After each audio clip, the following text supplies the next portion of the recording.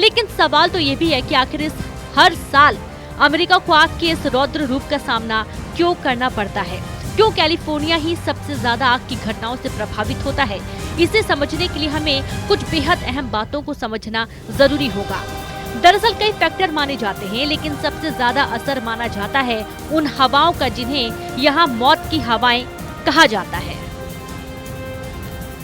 Santa एना यानी वो गर्म हवाएं जो आग को फैलने में मदद करती हैं। कैलिफोर्निया की शुष्क और गर्म मौसम में ये हवाएं और घातक हो जाती हैं।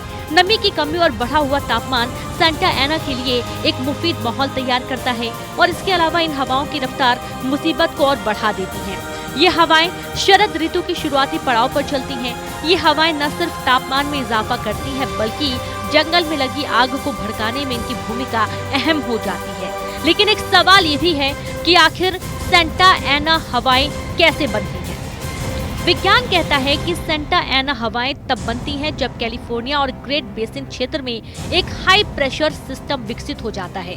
ये प्रेशर सिस्टम ठंडी हवाओं को नीचे की ओर खींचता है, जिसका असर ये होता है कि तापमान में इजाफा होता है।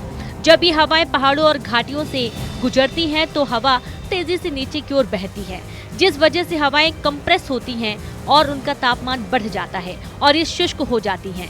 आग को मदद करने वाली ये हवाएं पूर्व से पश्चिम दिशा में यानी इनलैंड एरियाज से प्रशांत महासागर की तरफ बहती हैं।